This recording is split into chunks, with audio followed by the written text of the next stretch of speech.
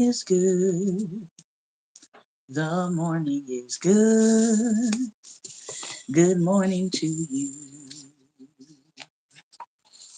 We are going to hop right in today. Good morning, good morning, good morning, and welcome, welcome, welcome to Daring Dialogues. I'm your host today, Shantae Charles. I hope that you are having a great and wonderful day. We are reading from Jamar Tisby's book, The Spirit of Justice, and we are also reading from Reparations, a Christian call for repentance and repair. This is our Thinking Thursday, our Theology Thursday, and we're so glad that you are here with us this morning. And good morning to those of you coming in. We're looking today at the life and story of Anthony Isabella and the first recorded African American child in the Americas.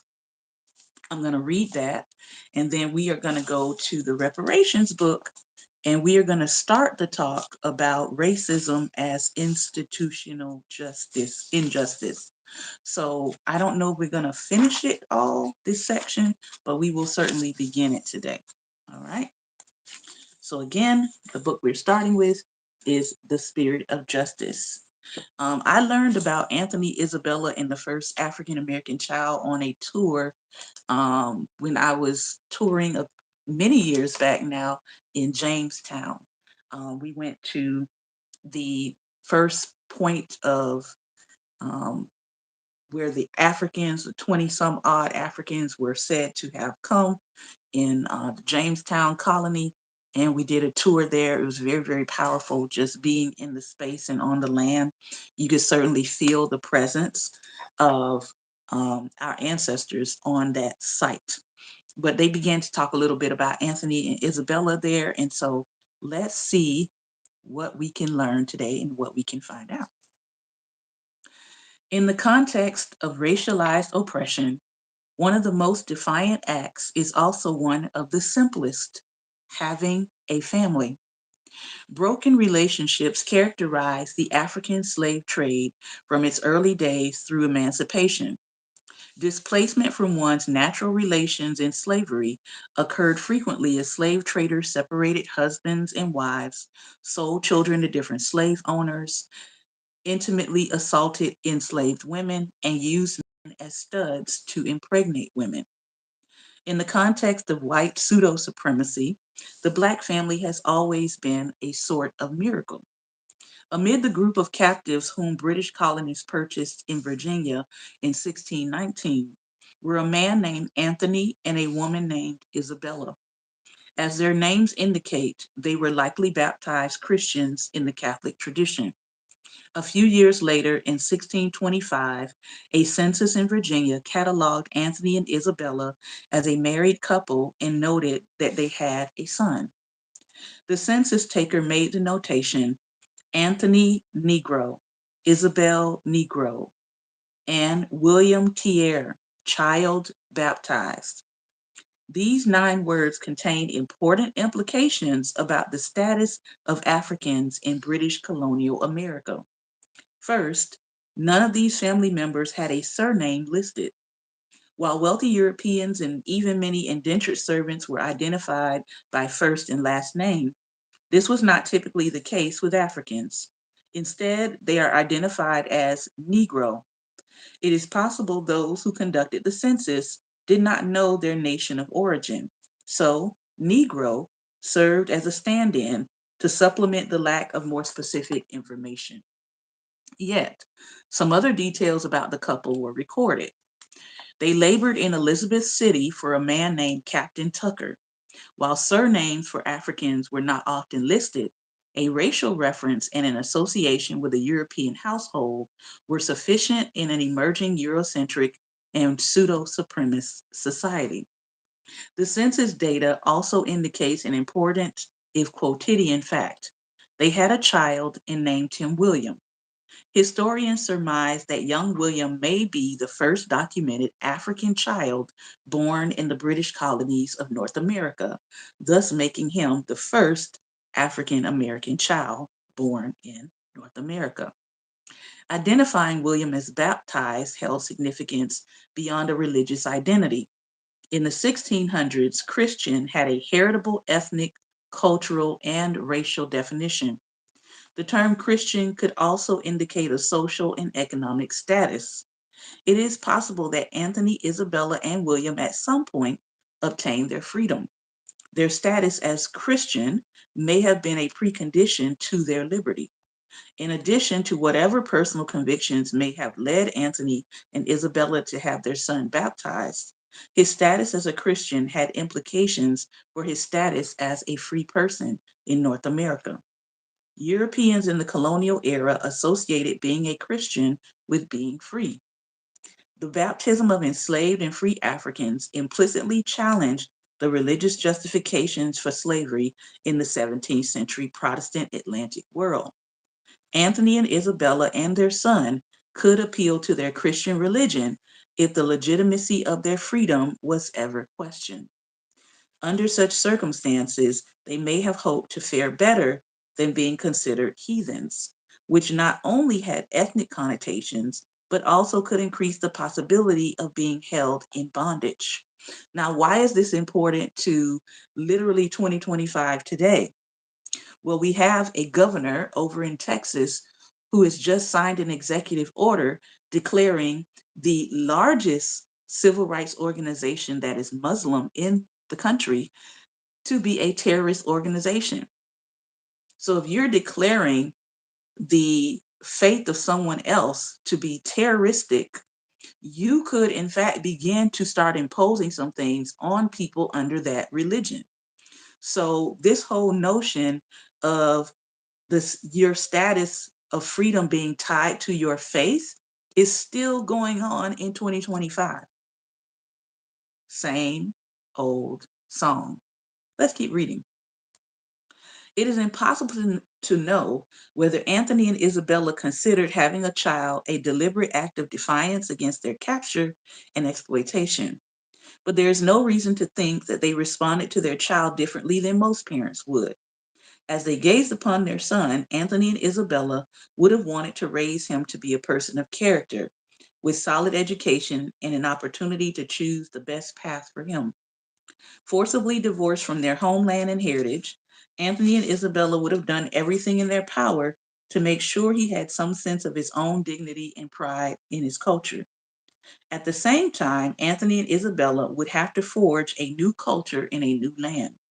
They faced many obstacles in growing a family in a place and among a people strange to them.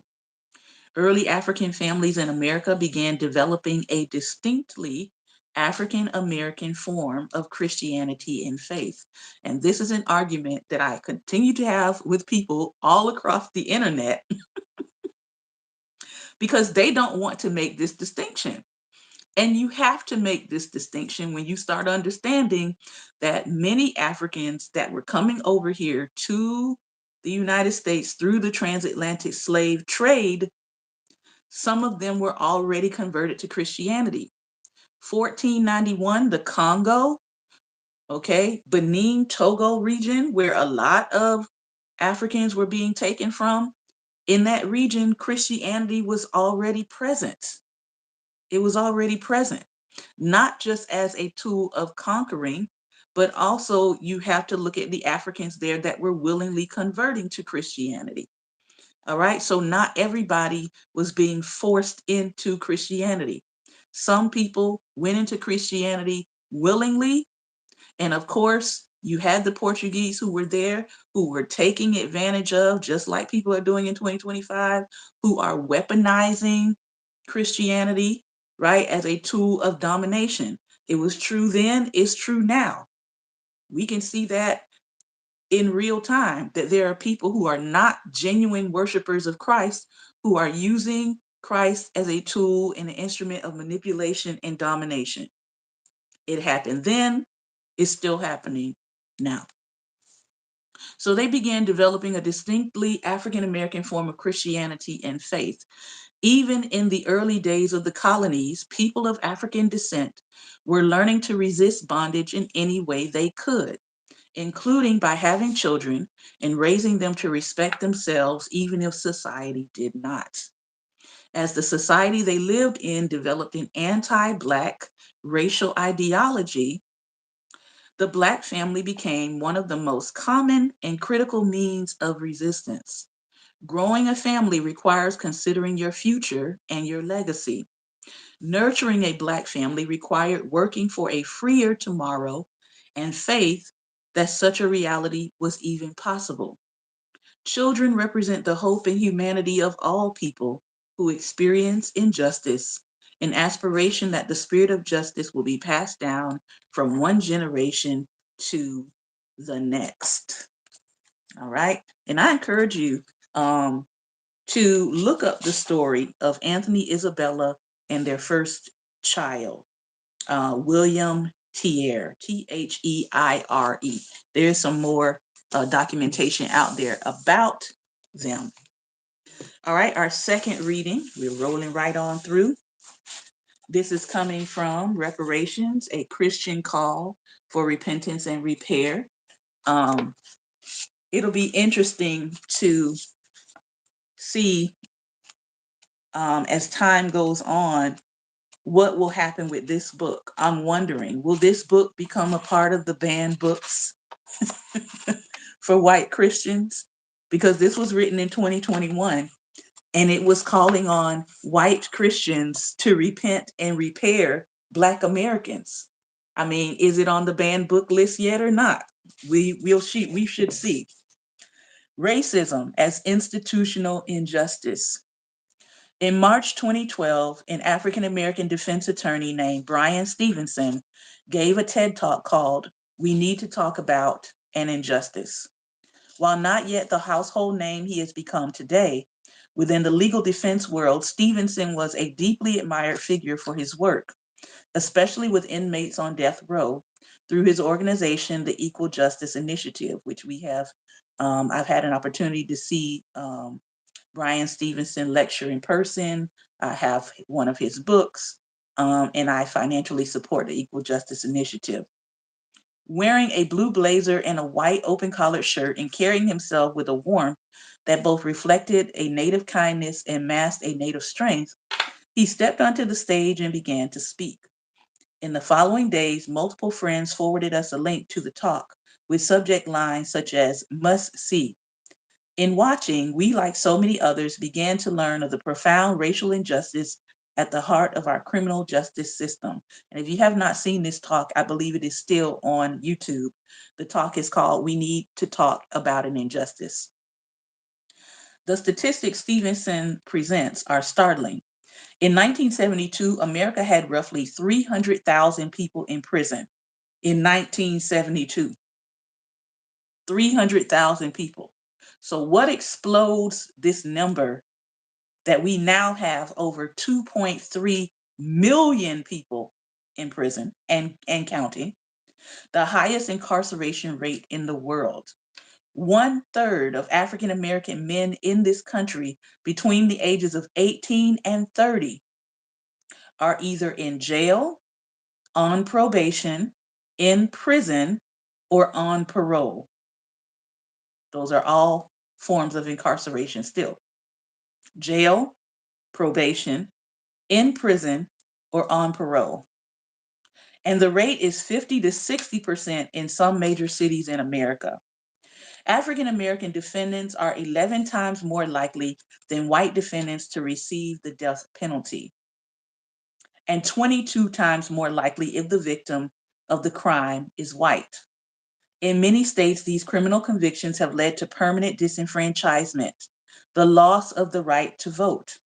In Alabama, for instance, 34% of African Americans have lost this right to vote. By the year 2022, the percentage of disenfranchised African Americans without right to vote will be higher than before the passage of the Voting Rights Act of 1965. I want you to think about that.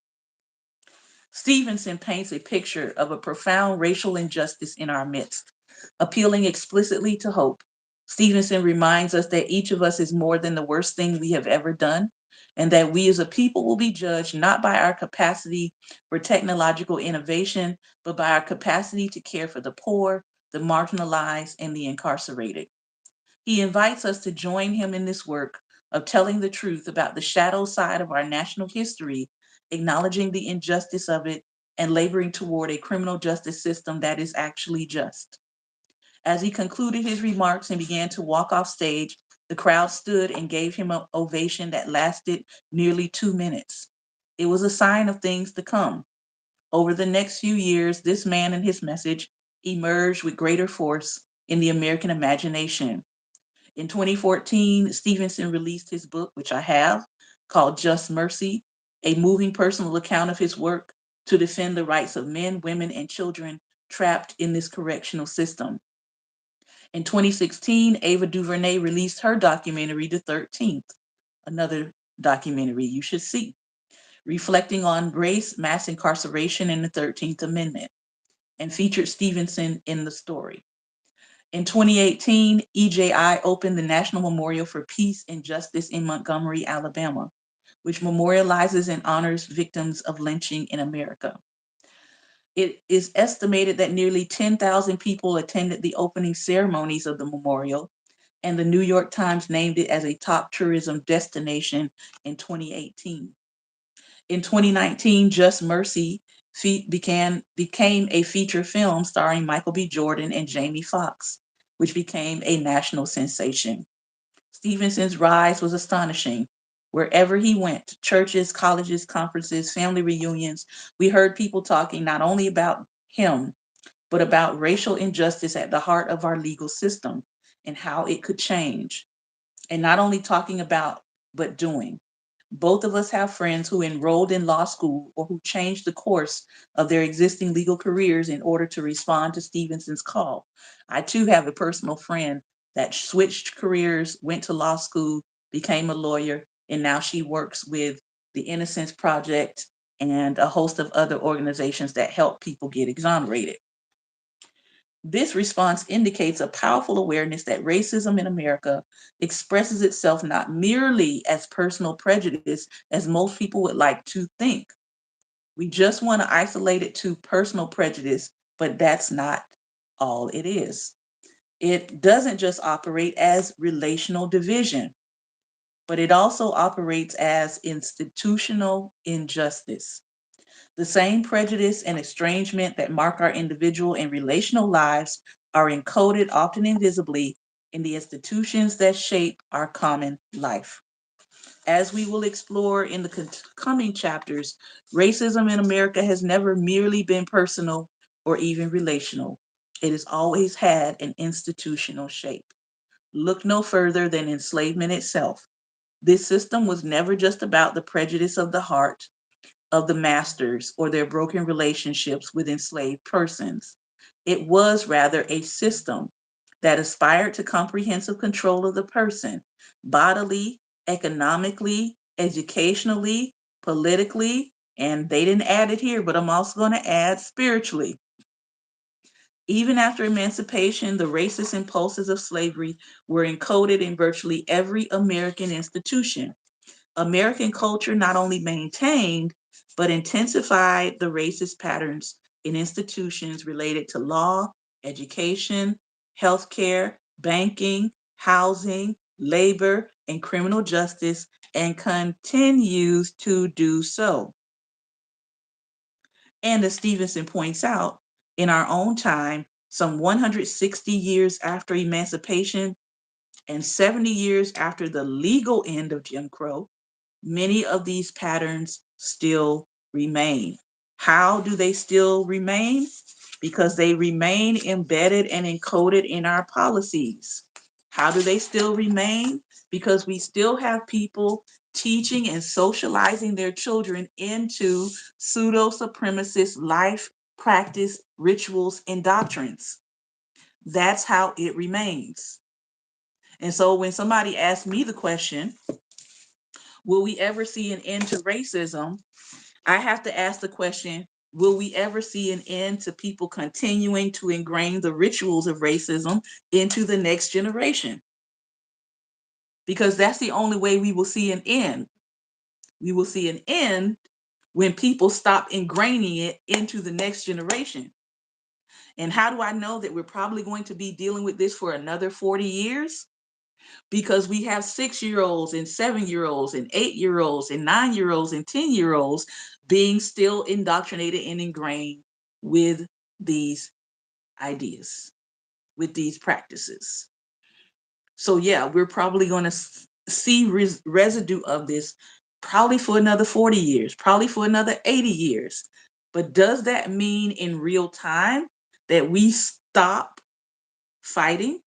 Does that mean that we stop doing what I call harm reduction? Does that mean we stop trying to mitigate the metastasizing of this cancerous idea and practice and institutionalized racism? No, it means we press harder into dismantling those things, right? Because the idea of harm reduction is maybe you don't rid your society of all the racists, but you make it very, very uncomfortable to be racist. And you also pull down the structures that allow them to operate in the background. And so that's why a lot of people focus their attention on tackling the systems of racism, because no, you can't change individual hearts, but you can certainly tear down the systems that facilitate the hearts and the individuals coming to power. But as we see right now in the current day and age, we see people strengthening the systems of injustice. We see people adding to the systems of injustice so that they can remain in power. As their numbers dwindle, they still want to maintain the framework for the system that keeps them in power. So even if they're not physically in power anymore, right? If they don't have the numbers anymore to be the majority, they still want to have the framework that holds up the systems of injustice in place. And that is what Project 2025 has been all about. It's been about strengthening the systems of injustice. They want to make them impenetrable. They want to make them into perpetuity, at least for another 2 to 3 generations. So we have to understand this.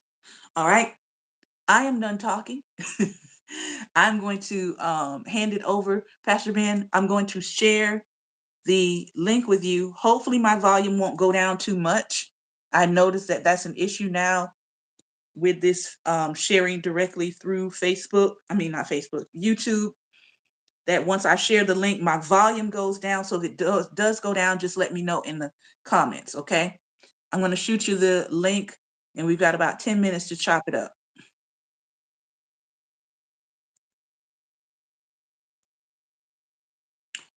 All right, let me try again.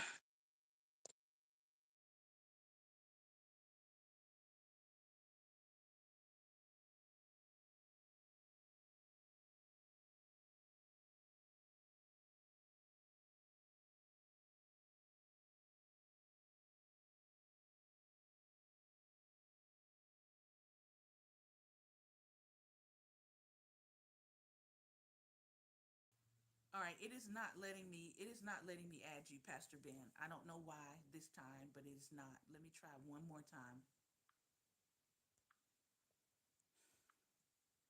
Nope. Okay, it is not allowing me to enable for chatting. Let me um let me read some comments. Leslie and Co. Good morning. They remain because of their accumulated wealth from institutionalized favor. Absolutely. The power, that power structure changes and evolves with technologies as well. Yes. Um, there is a book called, why is it slipping my mind? It's by Ruha Benjamin, but I want to make sure I give you the name of the book. Ruha Benjamin. Ruha Benjamin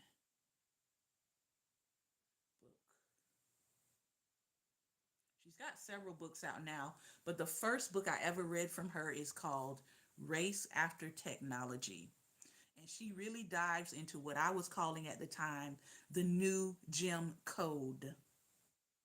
The new Jim Code.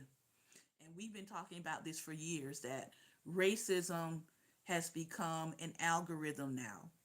I don't have to verbally come out and tell you I'm excluding you. I can simply do it through zeros and ones. I can simply I can simply look at what is the average credit score for a Black American in America, and then I can set media all scores required to be above the average.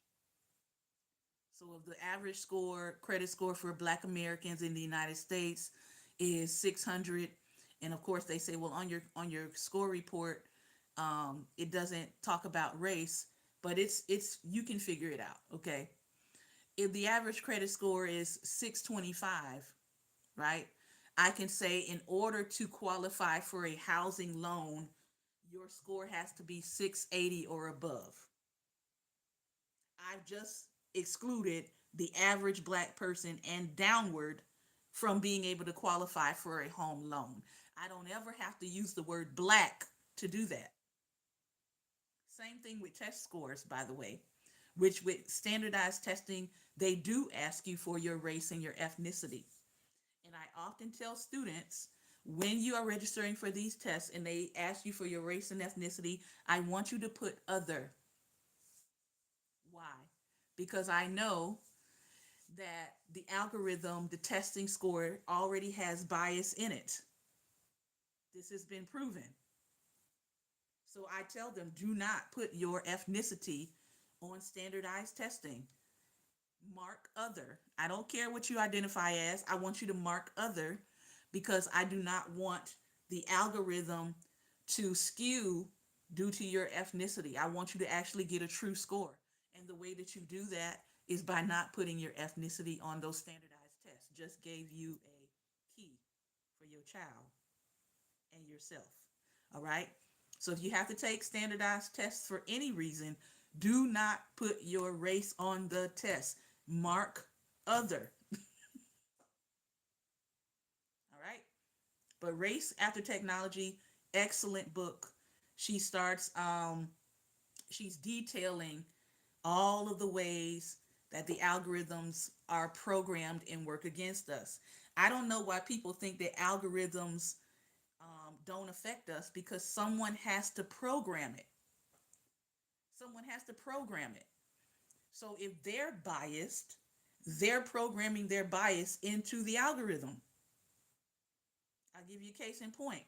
There's a educational company that I work for that is now using more AI in terms of deciding on job opportunities. Ever since they switched, my job opportunities have almost flatlined with that company. And I know why.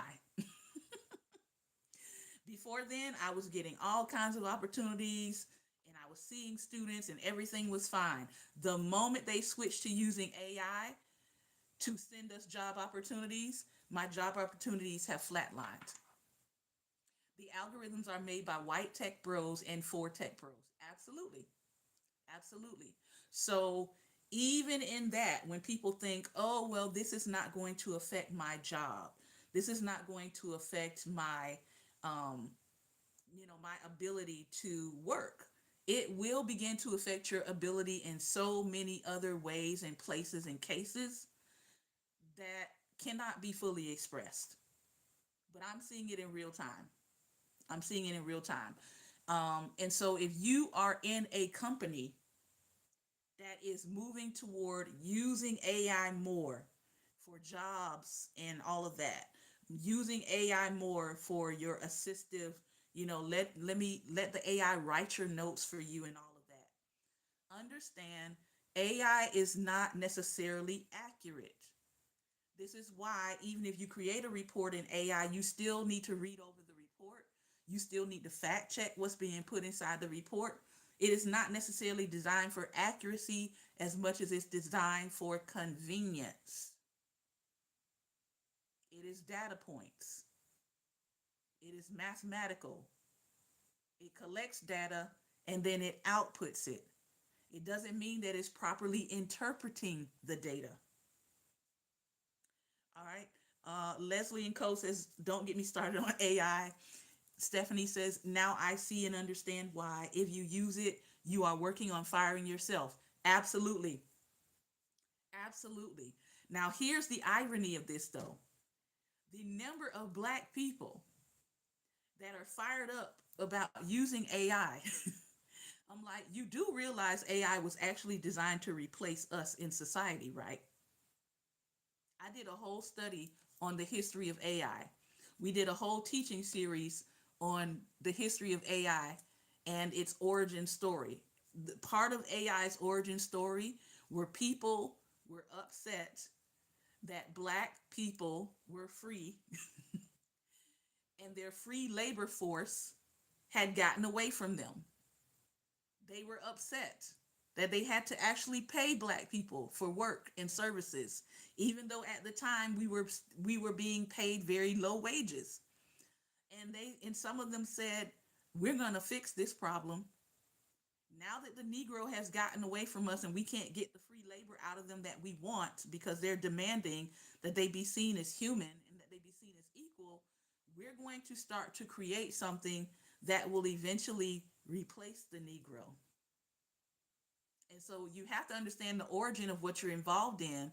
While so many people are so excited and happy go lucky about it, you better understand what AI has come to do. All right. Stephanie says, yes, the humanoids. Not only that, the data centers will use a lot of energy that always affects poor neighborhoods with all the illnesses that go with energy production. Exactly. So not only are they trying to erase you, they're also putting these centers in Black and brown communities that are already suffering to extract water, to extract energy, to extract power. I was at a shop yesterday and it was on the news. I think it was NBC or ABC, one of them. And one of the topics that they were discussing on the news was the fact that because of these data centers and the amount of energy they're pulling, that some cities are going to be dealing with blackouts of power. Now, when I think blackouts of power, I think countries that have to monitor their energy use and power during the day. And so there are blackouts built into the day because they have to monitor energy. And that's getting ready to come to an urban city near you.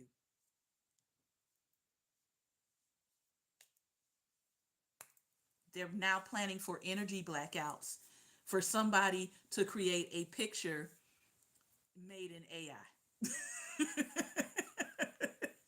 All right. So if you've noticed on my pages, I try not to use a lot of AI. I have stopped using AI. What do you call it? Like typing in imagine da da da da da da da. I've stopped doing it because I realize it is feeding into these data centers. I started going and I looked up Meta's data centers and how much power that Meta data centers are pulling from Black communities. So think about your consumption of these AI things, okay? Think about your consumption. I'm a visual artist, I'm a musical artist, I sing, I write, okay? Guess what? None of my music has hit the Billboard's chart, but guess what's charting at the top? AI artists. And guess what? Some of these companies are saying, hey, why hire real singers and songwriters? Why hire real musicians? We can just steal an aggregate of music sounds, of voices from the past, and we can create an AI artist, put out music, put out computer generated music, and it will top the charts, and we will collect all the money.